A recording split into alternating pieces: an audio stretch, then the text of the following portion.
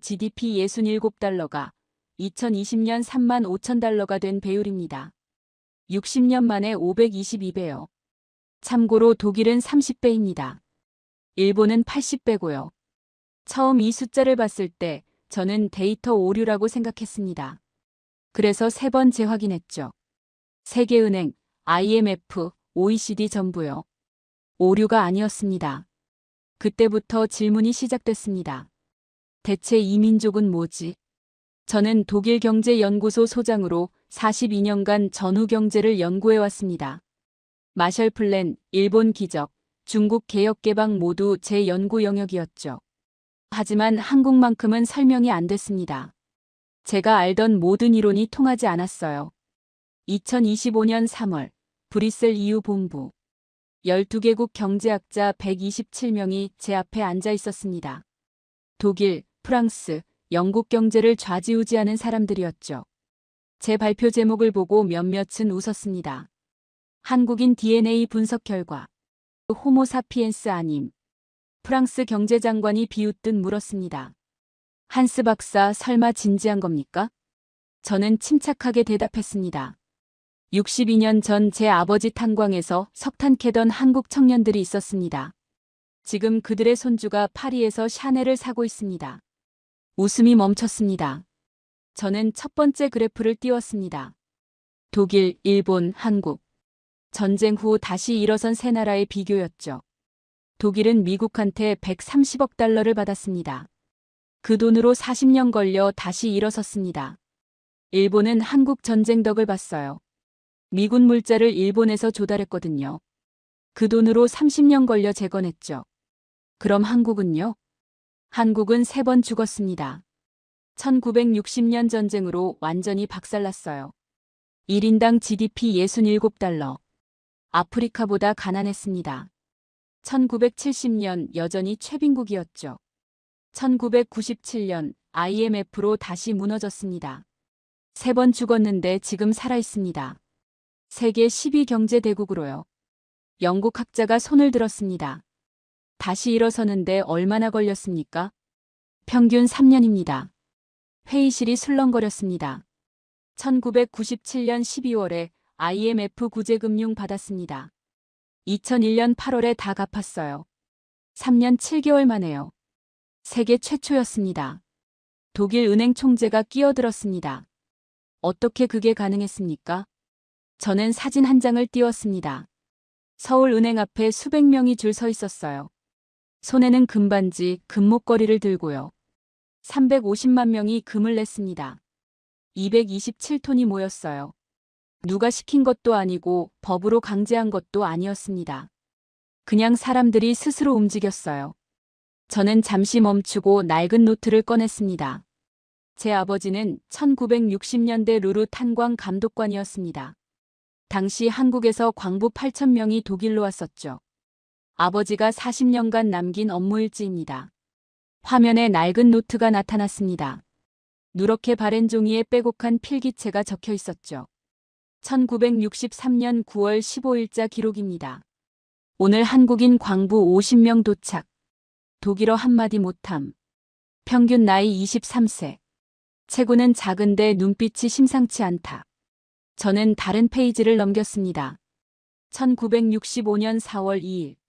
한국인들의 송금률 평균 70%. 독일 광부는 30%. 이들은 번 돈의 대부분을 본국으로 보낸다. 본인들은 빵과 라면으로 버틴다. 1968년 7월 23일. 한국인 박씨, 월급날 즉시 90%를 송금. 왜 그러냐고 물었더니 가족이 기다린다는 말만 반복. 그리고 1970년 11월 30일. 이건 아버지가 특별히 밑줄까지 그은 기록이었습니다. 오늘 광부 김영철 귀국. 만 20세에 입국해 7년간 근무. 휴가 한 번 안 썼다. 번 돈의 74%를 본국으로 보냈다. 작별 인사할 때 그의 손을 봤는데 굳은 살이 돌처럼 단단했다. 마지막으로 그가 한 말, 제 나라를 부자로 만들겠습니다. 나는 이 청년이, 아니 이 8,000명의 청년들이 정말로 한국을 바꿀 거라 믿는다. 저는 노트를 천천히 덮었습니다. 김영철. 1950년생. 8,000명 중 한 명이었습니다. 평균이 70%를 송금할 때 그는 74%를 보냈어요. 평균이 10시간 일할 때 그는 12시간 일했죠. 특별한 게 아니었습니다. 8,000명이 모두 비슷했으니까요. 저는 회의실을 둘러봤습니다. 독일은 130억 달러 받아서 30배 성장했습니다.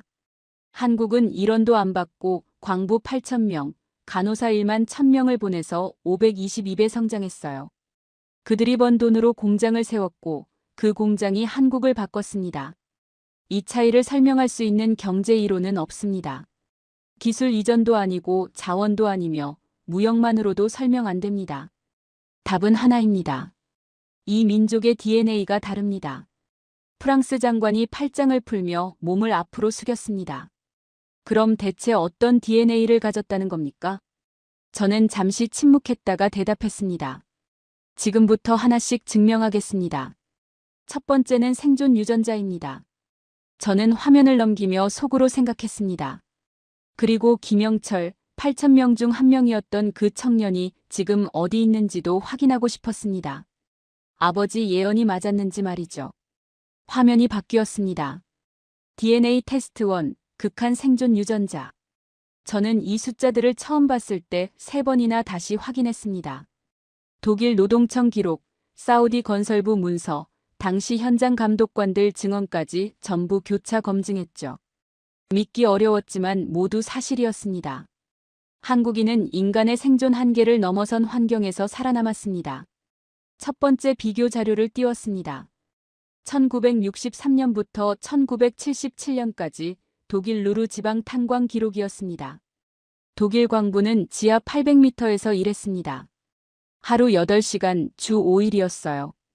2시간마다 15분씩 쉬었고 환기 시스템도 완비되어 있었죠. 한국 광부 8,000명은 지하 1,000m 이상에서 일했습니다. 하루 12시간, 주 7일이었어요. 독일 광부보다 200m 더 깊고 4시간 더 오래, 이틀 더 많이 일했습니다. 그럼 사고는 얼마나 났을까요? 그래프가 화면에 나타났습니다. 한국 광부의 사고율이 30% 낮았습니다. 더 깊고 더 오래, 더 위험한 환경에서 일했는데 덜 다친 겁니다. 영국 학자가 손을 들었습니다. 그건 한국 광부들이 조심해서 아닙니까? 저는 아버지 일지를 화면에 띄웠습니다. 1967년 3월 12일 기록이었죠. 오늘 독일인 광부가 지하 850m에서 낙반 사고를 당했다. 구조에 3시간 걸렸고 그는 공황 상태로 비명을 질렀다. 같은 날 한국인 광부 김영철이 1100m에서 같은 사고를 당했다. 구조에 5시간이 걸렸다. 그러나 그는 어둠 속에서 조용히 기다렸다. 구조대가 도착했을 때 의식이 또렷했다. 저는 잠시 말을 멈췄습니다. 김영철은 8,000명 중 한 명이었습니다. 아버지 기록엔 비슷한 사례가 수십 건 더 있었어요. 한국 광부들은 독일 광부들보다 극한 상황에서 더 오래 버텼습니다. 이건 체력 문제가 아닙니다. 정신력 문제죠. 저는 두 번째 자료로 넘어갔습니다. 1973년부터 1979년까지 사우디 사막 건설 현장 기록이었습니다. 사막 온도는 평균 48도였습니다. 여름엔 52도까지 올라갔어요. 유럽 규정은 45도 넘으면 야외 작업 금지입니다. 실제로 프랑스, 이탈리아, 독일 노동자들은 45도 넘으면 작업을 멈췄죠. 한국 노동자들은 52도에서도 일했습니다. 하루 16시간 근무가 기본이었어요. 한국 노동자 평균 작업 시간이 유럽 노동자의 2.3배였습니다. 그럼 열사병은 얼마나 났을까요? 통계가 화면에 떴습니다. 유럽 노동자 1000명당 열사병 47건, 한국 노동자 1000명당 9건. 5분의 1 수준이었습니다. 독일 은행 총재가 펜을 내려놓았습니다. 그게 어떻게 가능합니까? 저는 당시 사우디 현장 책임자 영상을 틀었습니다. 78세 노인이 천천히 말했습니다. 한국 노동자들은 낙타보다 강했습니다. 정오가 되면 낙타도 그늘을 찾는데 한국인들은 안 찾았어요. 물만 마시고 다시 일했죠. 저녁엔 텐트에서 한국말로 노래 부르며 소주 마셨습니다. 다음 날 아침이면 또 아무 일 없다는 듯 나왔어요. 저는 영상을 멈추고 마지막 그래프를 띄웠습니다. 1975년 사우디 극한 환경 작업 기준, 유럽 노동자 생존율 82%, 한국 노동자 생존율 98.7%. 생존율 차이가 3배였습니다. 프랑스 장관이 자리에서 일어났습니다. 같은 인간인데 생존율이 3배 차이가 난다는 게 말이 됩니까? 저는 의학 논문 하나를 화면에 띄웠습니다. 2018년 서울대와 베를린 병원의 공동 연구였죠. 연구진은 위기 상황에서 뇌를 측정했습니다. 한국인 뇌의 편도체 활성도가 유럽인보다 28% 높았어요. 편도체는 위기 때 생존 본능을 담당하는 부위입니다. 한국인은 위기가 닥치면 더 강하게 깨어난다는 뜻이죠. 스트레스 호르몬 코르티솔도 측정했습니다. 한국인은 수치가 유럽인보다 30% 높았지만 회복 속도는 2배 빨랐습니다. 한국인은 위기를 에너지로 바꾸는 유전자를 가진 겁니다. 회의실이 조용해졌습니다. 저는 마지막 문장을 화면에 띄웠습니다. 이들은 생존 불가능한 환경에서 살아남는 유전자를 가졌다. 지하 1000m에서도 52도 사막에서도 한국인은 살아남았습니다. 8,000명의 광부가 수만 명의 건설 노동자가 그랬어요. 김영철은 그중 한 명이었을 뿐입니다. 그리고 살아남는 것만으로 끝내지 않았습니다. 번 돈의 70%를 가족에게 보내며 스스로는 빵과 라면으로 버텼죠. 이건 근면성이 아닙니다. 5,000년간 외침과 전쟁 속에서 살아남은 민족의 DNA입니다. 하지만 생존 능력만으론 부족합니다. 저는 화면을 넘기며 말했습니다. 두 번째 DNA를 보여드리겠습니다. 학습 속도입니다. 화면이 바뀌었습니다. DNA 테스트 2 1만 년 학습 DNA. 극한 환경에서 살아남는 능력만으론 522배 성장을 설명할 수 없습니다. 한국인에겐 또 다른 DNA가 있었죠. 저는 2019년 7월 신문 기사를 띄웠습니다. 일본, 한국의 반도체 소재 수출 전면 중단. 당시 일본은 한국의 고순도 불화수소 수출을 끊었습니다. 순도 99.999%, 전 세계에서 일본만 만들 수 있다고 여겨졌죠. 일본이 이 기술 개발하는 데 30년 걸렸고 관련 특허만 1247개였습니다. 일본 언론은 환호했습니다. 한국 반도체 산업 3개월 내 붕괴. 한국의 국산화 시도는 최소 100년소요. 그럼 한국은 어땠을까요? 저는 3개월 뒤 기사를 띄웠습니다. 솔브레인, 동진세미캠 초고순도 불화수소 양산 성공. 100년 걸릴 거라던 기술을 3개월 만에 국산화한 겁니다. 저는 잠시 말을 멈추고 회의실을 둘러봤습니다. 100년을 3개월로 만들었습니다. 400배 빠른 속도죠. 이게 인간이 할 수 있는 일입니까? 영국 학자가 손을 들었습니다. 혹시 기술 유출 아닙니까? 일본 정부도 그렇게 의심했습니다. 조사했죠. 하지만 증거는 없었어요. 한국 기업들은 완전히 다른 방식으로 접근했습니다. 일본이 30년 걸려 만든 길을 따라가지 않고 새로운 길을 3개월 만에 낸 거였죠. 연구소에 연구원들이 침낭을 갖고 들어가 24시간 교대 근무를 했습니다. 대기업은 중소기업의 실험시설을 통째로 빌려줬고 정부는 모든 규제를 풀었어요. 5천만 명이 하나의 목표만 봤습니다. 이건 단순한 기술 개발이 아닙니다. 학습 속도의 문제입니다. 저는 다시 독일 탄광 기록으로 돌아갔습니다. 한국인 광부 8,000명은 독일 도착할 때 독일어를 한 단어도 몰랐습니다. 알파벳조차 처음 봤어요. 독일 기록에 따르면 보통 이민자가 독일어로 일하려면 평균 2년에서 3년 걸립니다. 한국 광부들은 6개월 만에 안전지침서를 독일어로 읽고 이해했습니다. 1년 후엔 독일인 감독관과 기술 대화가 가능했어요. 학습 속도가 일반 이민자의 4배였습니다. 저는 아버지의 1964년 11월 일지를 화면에 띄웠습니다. 한국인 김영철, 입국 6개월 차. 오늘 독일어 안전시험 만점. 그에게 어떻게 공부했냐고 물었다. 그는 공책 2권을 보여줬다. 하나는 단어장, 하나는 문법 노트였다. 쉬는 시간마다, 식사 시간마다, 잠들기 전까지 독일어만 공부했다고 한다. 독일어 못하면 일 못합니다. 일 못하면 돈 못 법니다. 돈 못 벌면 가족이 굶습니다. 김영철은 8,000명 중 한 명이었습니다. 아버지 기록엔 비슷한 사례가 수없이 많았어요. 화장실에 독일어 문법표를 붙여놓은 사람, 밥 먹으며 단어장 보는 사람, 독일어 라디오를 틀어놓고 자는 사람. 8,000명 모두가 그랬습니다. 학습 속도가 일반 이민자의 4배였던 건 머리가 좋아서가 아닙니다. 절박했기 때문입니다. 저는 마지막 그래프를 띄웠습니다. 한국의 산업구조 변화였죠. 1960년대 농사짓는 나라였습니다. 1970년대 옷이랑 신발 만드는 나라가 됐습니다. 1980년대 철강이랑 배 만드는 나라로 바뀌었죠. 1990년대 반도체랑 휴대폰 만드는 나라가 됐고 2000년대 배터리랑 디스플레이 만드는 나라로 또 바뀌었어요. 10년마다 완전히 다른 거랬습니다. 저는 독일 그래프를 나란히 띄웠습니다. 같은 60년간 독일은 자동차를 만들었습니다. 1960년에도 자동차, 2020년에도 자동차였죠.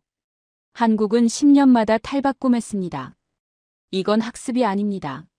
진화 속도입니다. 프랑스 장관이 끼어들었습니다. 그렇게 자주 바꾸면 기술이 쌓이지 않지 않습니까? 한국 특허 출원 증가율은 연평균 12%로 세계 1위입니다. 10년마다 산업을 바꾸면서도 기술은 계속 쌓였어요.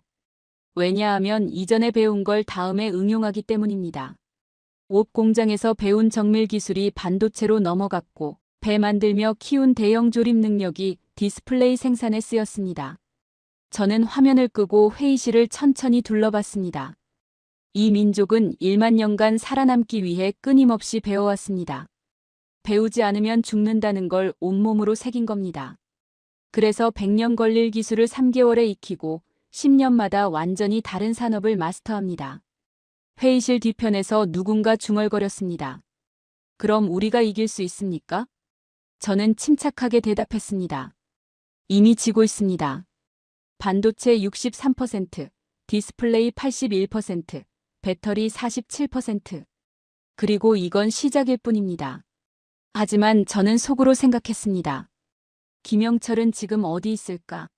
독일어를 6개월 만에 마스터한 그 청년이 이 놀라운 변화를 직접 목격했을까? 저는 새 화면을 띄웠습니다. 세 번째 DNA를 보여드리겠습니다. 가장 무서운 DNA입니다. DNA 테스트 3, 집단 동기화 능력. 저는 심호흡을 했습니다.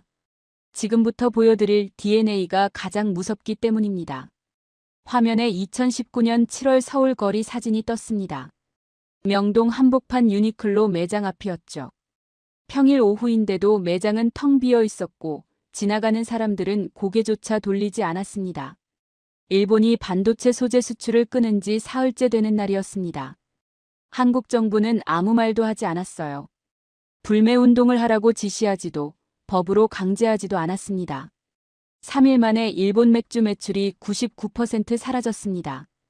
유니클로 매출은 67% 줄었고 일본 자동차 판매는 58% 떨어졌어요.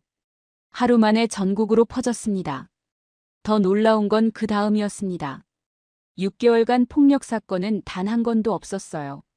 일본 상점을 부수거나 일본 제품을 불태우는 일이 전혀 없었습니다. 사람들은 그냥 조용히 지갑을 닫았습니다. 저는 비교 사진을 띄웠습니다. 2008년 유럽 경제위기 때 그리스와 스페인 거리였죠. 불타는 차, 깨진 유리창, 피 흘리는 시위대. 사람들은 분노를 폭력으로 쏟아냈습니다. 한국은 달랐습니다.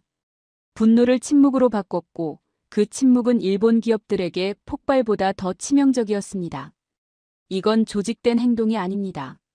5천만 명이 누가 시키지도 않았는데 같은 방향으로 움직인 겁니다. 저는 두 번째 사례를 띄웠습니다. 2020년 코로나 때 각국 마스크 착용률이었죠. 한국 99.9%, 독일 60%, 프랑스 55%, 미국 40%. 한국 정부는 마스크 착용을 법으로 강제하지 않았습니다. 권고만 했을 뿐이에요. 그런데 국민 거의 전부가 마스크를 썼습니다. 같은 시기 유럽과 미국에선 마스크가 개인 자유를 침해한다며 격렬한 논쟁이 벌어졌어요. 프랑스에선 반대 시위가 일어났고 미국에선 마스크 안 쓸 권리를 주장하는 사람들이 거리로 나왔습니다. 한국에선 그런 논쟁이 없었습니다. 사람들은 그냥 마스크를 썼어요. 왜냐하면 우리가 함께 살아남아야 하니까요. 결과는 명확했습니다. 한국 코로나 사망률은 선진국 중 최저였습니다. 저는 세 번째 사례를 띄웠습니다. 1997년 IMF 위기 때 금 모으기 운동이었죠. 350만 명이 금을 냈습니다. 그 중에는 독일 광부 출신들도 있었어요. 저는 한국 광부 동창회 기록을 찾았습니다. 1998년 1월 15일 모임 회의록이었죠. 김영철, 1963년 입국 광부. 결혼반지 기부. 62년 전 독일에서 번 돈으로 공장 세웠습니다. 이젠 제가 나라의 빚 갚을 차례입니다. 김영철은 350만 명 중 한 명이었습니다. 8,000명의 독일 광부 출신 중 5,200명이 금을 냈어요. 비율로 따지면 65%였죠. 전 국민 평균이 7%였는데 말입니다. 왜 그랬을까요? 저는 속으로 생각했습니다. 이들은 1963년에도 우리나라를 위해 독일로 갔었죠. 1997년에도 똑같이 움직인 겁니다. 이건 개인의 선택이 아닙니다. 집단 DNA입니다. 저는 회의실을 천천히 둘러봤습니다. 여러분, 이게 한국입니다. 5천만 명이 명령도 없이 같은 방향으로 움직입니다. 법적 강제도 없고 정부 지시도 없습니다. 그냥 움직입니다. 서양 사회는 나에서 출발합니다. 내 권리, 내 자유, 내 선택이 먼저죠. 한국 사회는 우리에서 출발합니다. 우리 가족, 우리나라가 먼저입니다. 저는 마지막 문장을 화면에 띄웠습니다. 이건 집단 지성이 아닙니다. 집단 DNA입니다. 5,000년간 우리가 살아남아야 나도 산다는 걸 온몸에 새긴 민족입니다. 독일 은행 총재가 낮은 목소리로 물었습니다. 그럼 만약 이 민족을 적으로 돌리면 어떻게 됩니까? 저는 잠시 침묵했다가 대답했습니다. 5천만 개의 총알이 한 방향을 향합니다. 회의실이 조용해졌습니다. 저는 리모컨을 내려놓았습니다. 그리고 속으로 생각했습니다. 데이터는 충분합니다. 통계도 완벽하고 증거도 명확하죠. 하지만 뭔가 부족합니다. 김영철. 1963년 독일 탄광에서 석탄 캐던 그 청년. 1997년 결혼반지를 기부한 그 사람. 그는 지금 어디 있을까요? 아버지가 믿었던 대로 정말 한국을 바꿨을까요? 숫자로는 증명했습니다. 하지만 사람으로는 확인하지 못했습니다. 저는 결심했습니다. 새 화면을 띄우려다 멈췄습니다. 그리고 회의실을 향해 말했습니다. 잠깐 여러분. 네 번째 DNA를 보여드리기 전에 제가 하나 확인하고 싶은 게 있습니다. 프랑스 장관이 눈썹을 치켜 올렸습니다. 뭔데요? 저는 천천히 대답했습니다.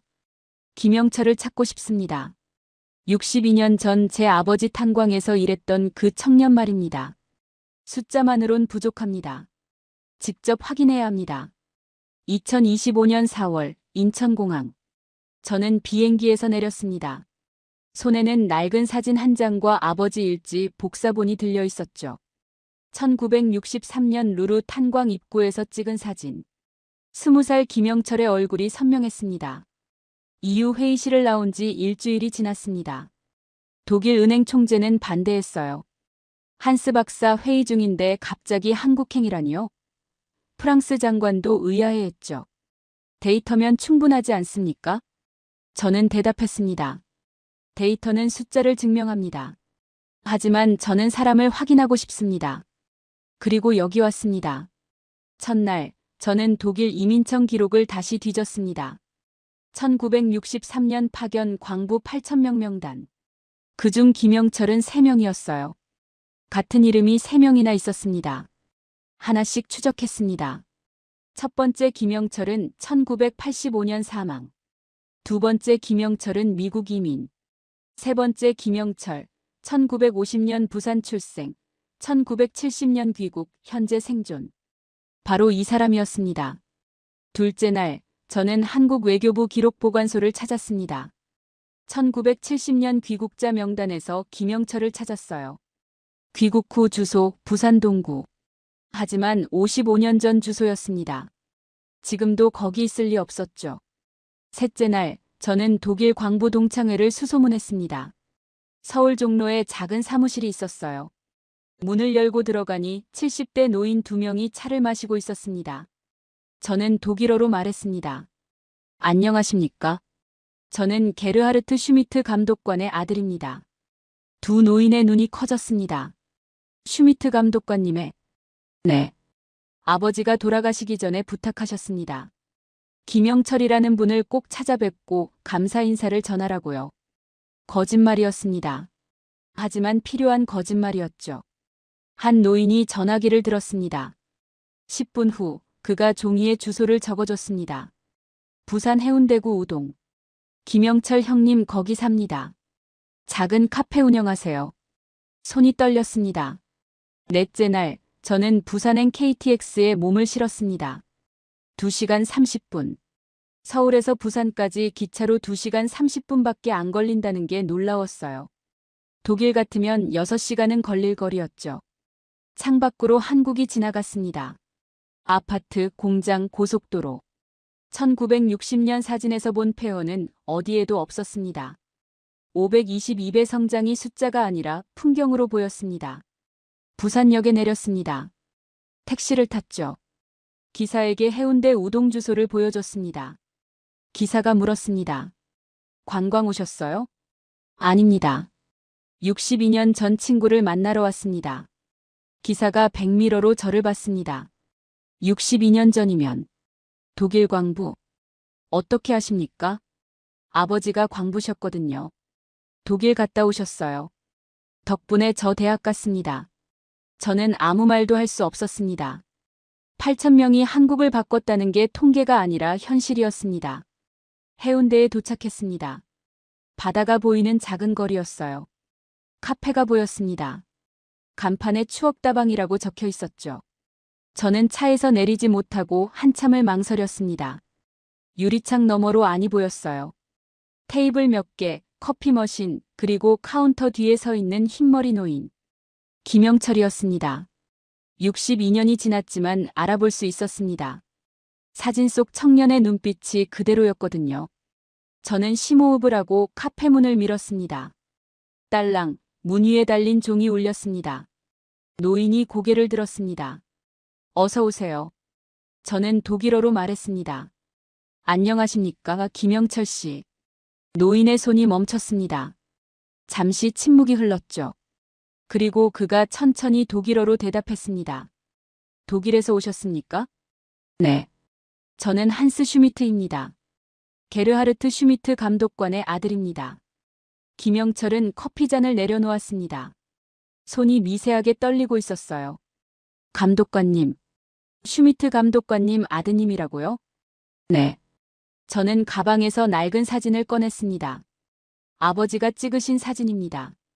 사진 속엔 1963년 루르 탄광 입구에서 작업복 입은 20살 청년이 서 있었습니다. 김영철은 사진을 받아들고 한참을 들여다봤습니다.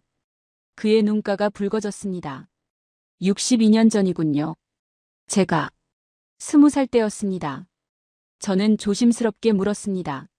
앉아도 될까요? 여쭤볼 게 많습니다. 김영철은 고개를 끄덕였습니다. 그리고 카페 문에 준비 중 팻말을 걸었죠. 우리는 창가 자리에 마주 앉았습니다. 밖으로 부산 바다가 보였습니다. 햇살이 수면에 반짝이고 있었어요. 저는 천천히 입을 열었습니다. 김영철 씨, 제 아버지는 돌아가시기 전까지 선생님을 기억하셨습니다. 일지 마지막 문장이 이랬어요. 이 청년이 한국을 바꿀 거라 믿는다. 김영철이 창밖을 바라봤습니다. 저는 계속했습니다. 아버지 말이 맞았습니까? 선생님과 8,000명이 정말 한국을 바꿨습니까? 김영철은 한참 동안 침묵했습니다. 그리고 천천히 입을 열었습니다. 바꿨다는 게 무슨 뜻인지 모르겠습니다. 저는 그냥 살았을 뿐입니다. 저는 아버지 일지를 펼쳤습니다. 1970년 11월 30일 기록이었죠. 광부 김영철 귀국. 7년간 번 돈의 74%를 본국으로 보냈다. 마지막 한마디. 제 나라를 부자로 만들겠습니다. 김영철이 쓴웃음을 지었습니다. 그런 거창한 말을 했군요. 부끄럽습니다. 부끄러울 것 없습니다. 저는 노트를 덮었습니다. 선생님이 보낸 돈으로 한국이 공장을 세웠습니다. 그 공장이 한국을 바꿨어요. 김영철은 창밖을 바라봤습니다. 바다 위로 햇살이 쏟아지고 있었죠. 1970년에 돌아왔습니다. 김영철이 말을 이었습니다. 독일에서 번 돈으로 작은 기계 공장을 차렸어요. 직원 5명이었습니다. 자동차 부품 만드는 공장이었죠. 잘 됐습니까? 20년은 잘 됐습니다. 김영철이 고개를 끄덕였습니다. 직원도 50명으로 늘었고 현대자동차에 부품 납품했어요. 아들 대학 보내고 딸 시집 보냈습니다. 1997년에 무슨 일이? 김영철의 얼굴이 굳어졌습니다. IMF 터졌습니다. 현대자동차가 주문을 끊었어요. 3개월 만에 공장 문 닫았습니다. 직원 50명 다 내보냈죠. 그때 제 나이 47세였습니다. 저는 조심스럽게 물었습니다. 그때 포기할 수도 있었잖습니까? 독일이었다면 은퇴 준비할 나이였죠. 김영철이 저를 똑바로 바라봤습니다. 포기요? 그의 목소리가 단호했습니다. 안 일어나면 죽는데 어떻게 포기합니까? 저는 숨이 멎는 것 같았습니다. 이후 회의실에서 발표한 모든 데이터가 이 한 문장으로 압축됐습니다. 김영철이 계속했습니다. 1998년 1월부터 빵 배달 시작했습니다. 새벽 4시에 일어나서 빵집 트럭 몰았어요. 하루 12시간 일했죠. 낮엔 경비일도 했습니다. 2가지 일에서 번 돈으로 빚 갚고 조금씩 모았어요. 얼마나 걸렸습니까? 2년 걸렸습니다. 2000년에 다시 공장 차렸어요. 이번엔 직원 3명으로 시작했습니다. 작았지만 다시 시작했죠. 두렵지 않으셨습니까? 김영철이 처음으로 미소를 지었습니다. 두려웠죠. 하지만 두려운데 안 하면 더 두렵지 않습니까? 제 나이 또래 친구들 다 그랬습니다. 빵 배달하고 택시 운전하고 경비 서고. 부끄러운 줄 몰랐어요. 왜냐하면 살아야 했으니까. 저는 그 순간 깨달았습니다. 제가 이후 회의실에서 발표한 불굴 정신이 이거였습니다. 거창한 게 아니었어요. 그냥 안 일어나면 죽으니까 일어나는 거였죠. 저는 물었습니다. 공장은 어떻게 됐습니까? 2010년까지 운영했습니다. 김영철이 대답했습니다. 60세의 아들한테 넘겨줬어요. 아들이 지금도 운영합니다. 직원 120명으로 커졌죠. 아드님은 뭐 하십니까?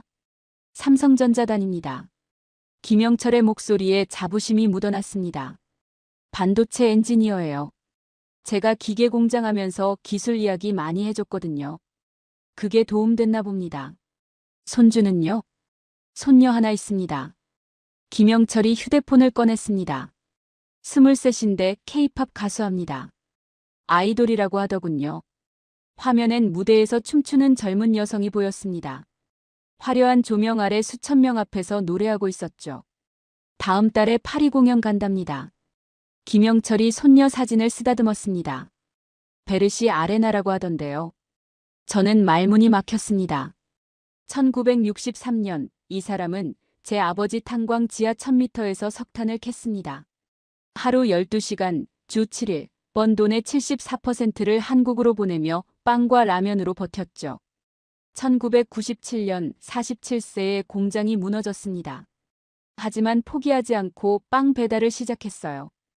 2025년 그의 손녀는 파리 이만석 공연장에서 노래합니다. 62년의 시간이었습니다. 저는 떨리는 목소리로 물었습니다.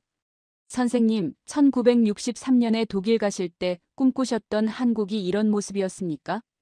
김영철은 한참 동안 손녀 사진을 바라봤습니다. 그리고 천천히 고개를 저었죠. 아닙니다. 제가 꿈꾼 것보다 훨씬 더 좋아졌습니다. 저는 눈시울이 뜨거워지는 걸 느꼈습니다. 선생님이 독일에서 보낸 돈으로 이 나라가 일어났습니다. 선생님이 1997년에 포기하지 않았기에 아드님이 반도체 엔지니어가 됐고요. 그리고 선생님 손녀는 이제 전 세계 무대에서 노래합니다. 김영철이 웃었습니다.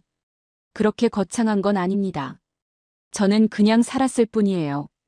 하지만 그냥 산다는 게 기적이었습니다. 저는 가방에서 이유 보고서 초안을 꺼냈습니다.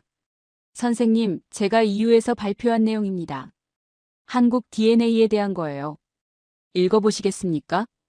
김영철이 보고서를 받아들었습니다. 첫 장을 펼쳤죠. 호모 코리아누스, 절대 얕보지 마라. 그가 천천히 읽기 시작했습니다. 김영철은 보고서를 천천히 읽었습니다. 한 장, 두 장, 세 장. 그의 얼굴에 여러 감정이 스쳐 지나갔죠. 마지막 장을 덮었을 때 그가 말했습니다. 박사님, 이거 정말 유럽에서 발표하신 겁니까? 네. 127명의 경제학자 앞에서요. 김영철이 고개를 저었습니다. 너무 과찬이십니다. 우리는 그냥 열심히 살았을 뿐인데요. 과찬이 아닙니다. 저는 단호하게 말했습니다. 숫자로 증명했어요. 522배 성장, 3년 회복, 3개월 국산화. 전부 사실입니다. 김영철이 잠시 생각하더니 물었습니다. 박사님, 며칠 더 부산에 계실 겁니까? 일주일 정도 계획입니다. 그럼 제가 보여드릴 게 있습니다. 김영철이 일어섰습니다. 보고서만으론 부족합니다. 직접 보셔야 해요. 다음 날 아침 김영철이 카페 앞에서 저를 기다리고 있었습니다. 낡은 소나타 승용차였죠. 어디 가십니까? 제 친구들을 만나러 갑니다. 김영철이 운전대를 잡았습니다. 전부 독일 광부 출신들이에요. 우리는 부산 서쪽으로 30분을 달렸습니다. 작은 공단 지역이 나타났어요. 김영철이 한 공장 앞에 차를 세웠습니다. 대한정밀 간판이 보였습니다. 제 친구 박철수가 운영합니다. 김영철이 설명했습니다. 1964년 독일 갔다가 1971년 귀국했죠. 지금은 자동차 부품 만듭니다. 공장 안으로 들어갔습니다. 기계들이 쉬지 않고 돌아가고 있었어요. 70대로 보이는 노인이 작업복을 입고 기계 앞에 서 있었습니다. 철수 형. 김영철이 손을 흔들었습니다. 박철수가 돌아봤습니다. 영철이? 그리고 저를 보더니 독일어로 물었죠. 독일분입니까? 게르하르트 슈미트 감독관 아드님입니다. 김영철이 소개했습니다. 박철수의 눈이 커졌습니다. 슈미트 감독관님, 좋은 분이셨죠. 저한테 독일어 가르쳐 주셨어요. 지금도 공장 직접 운영하십니까? 저는 물었습니다. 네. 박철수가 웃었습니다. 75세인데 아직 일합니다. 손주들이 그만하래요. 근데 일 안 하면 답답해서 못 살겠어요. 직원은 몇 명입니까? 80명입니다. 24시간 3교대로 돌립니다. 저는 놀랐습니다. 24시간이요? 멈추면 안 됩니다. 박철수가 당연하다는 듯 대답했습니다. 현대차가 내일 아침 7시까지 부품 5,000개 달래요. 오늘 밤새 만들어야죠. 이유였으면 불가능합니다. 저는 속으로 생각했습니다. 야간 작업 할증, 노조 협의, 안전 규정. 최소 일주일은 걸릴 겁니다. 한국은 24시간 만에 해냅니다. 이게 속도 유전자였습니다. 보고서에 쓴 게 아니라 눈앞에서 돌아가고 있었어요. 다음 날 김영철이 또 다른 친구를 만나게 해줬습니다. 이번엔 서울이었죠.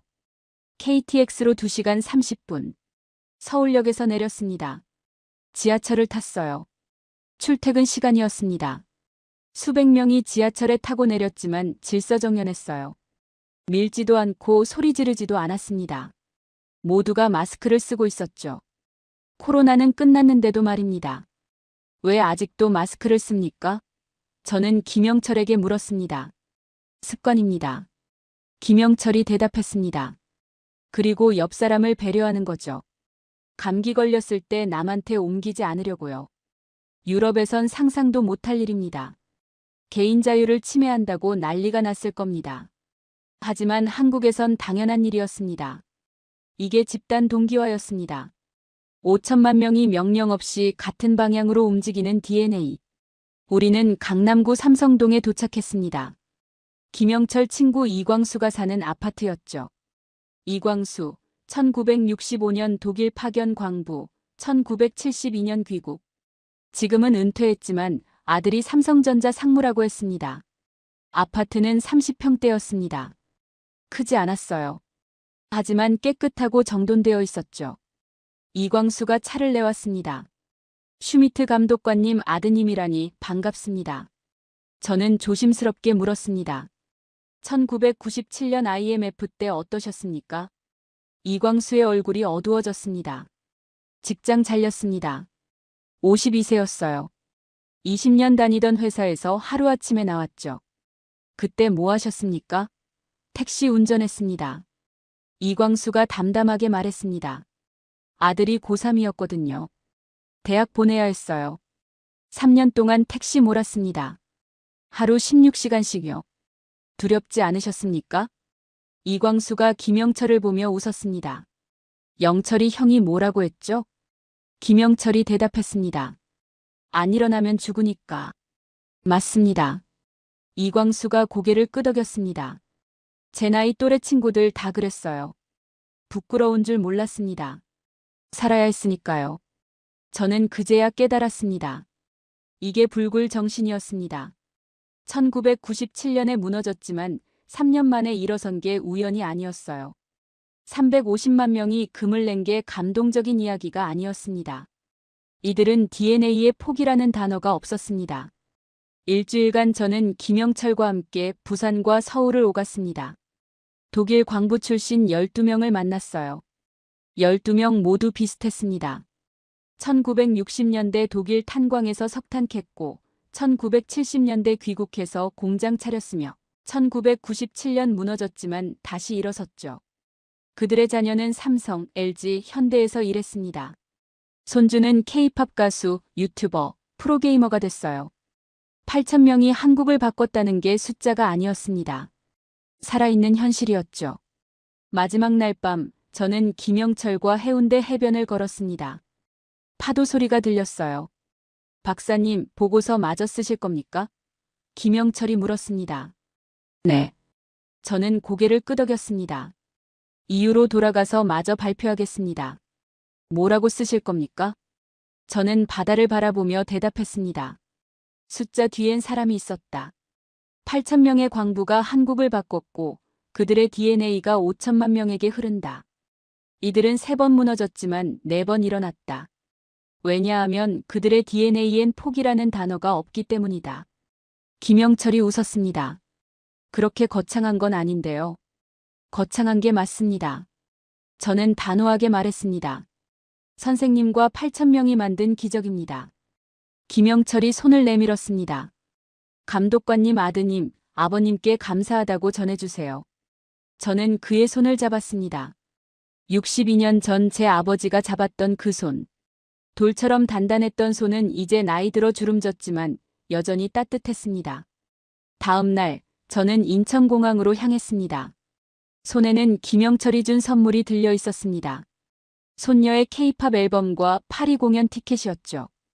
이유로 돌아갑니다. 최종 보고서를 완성해야 합니다. 2025년 5월, 브뤼셀 EU 본부. 저는 다시 그 회의실에 서 있었습니다. 127명의 경제학자들이 제 앞에 앉아 있었죠.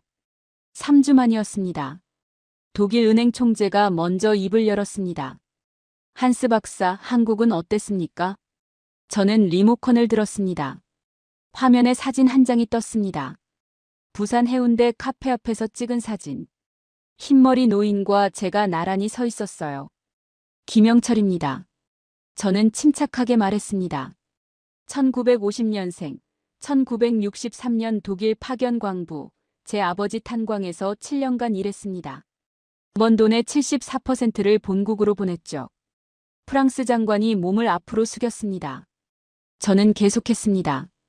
김영철은 8,000명 중 한 명입니다. 특별한 사람이 아니에요. 8,000명이 모두 비슷했습니다. 저는 다음 사진을 띄웠습니다. 김영철의 공장, 박철수의 공장, 이광수가 몰던 택시. 이들은 1970년 귀국해서 공장을 차렸습니다. 1997년 IMF로 무너졌죠. 하지만 3년 만에 다시 일어섰습니다. 어떻게요? 제가 김영철에게 물었습니다. 어떻게 3번이나 일어나셨습니까? 그의 대답은 간단했습니다. 안 일어나면 죽으니까요. 회의실이 조용해졌습니다. 저는 화면을 바꿨습니다. 7개 항목이 나타났죠. 한국인 DNA 최종 분석 결과입니다. 첫째, 불사조 회복력. 3번 무너지고 4번 일어났습니다. 평균 회복기간 3년. 독일의 13배 빠른 속도입니다. 둘째, 극한 생존 능력. 지하 1000m 52도 사막에서 살아남았습니다. 생존율이 유럽인의 3배였어요. 셋째, 초고속 학습. 김영철은 6개월 만에 독일어를 마스터했습니다. 8,000명이 모두 그랬죠. 100년 걸릴 기술을 3개월에 국산화합니다. 넷째, 집단 동기화. 350만 명이 명령 없이 금을 냈습니다. 김영철도 그중 한 명이었어요. 5천만 명이 자발적으로 같은 방향으로 움직입니다. 다섯째, 속도 유전자. 김영철 친구 박철수는 75세에도 24시간 공장을 돌립니다. 유럽이 3년 걸릴 일을 한국은 3개월에 끝냅니다. 여섯째, 불굴정신. 김영철 친구 이광수는 52세에 해고됐지만 포기하지 않았습니다. 3년간 택시를 몰며 아들을 대학 보냈죠. 이들에겐 포기라는 단어가 DNA에 없습니다. 일곱째, 적응 진화. 10년마다 완전히 다른 산업을 마스터하며 이전 지식을 진화시킵니다. 저는 리모컨을 내려놓았습니다. 여러분, 이건 이론이 아닙니다. 제가 직접 확인했어요. 김영철과 그의 친구들을 만났습니다.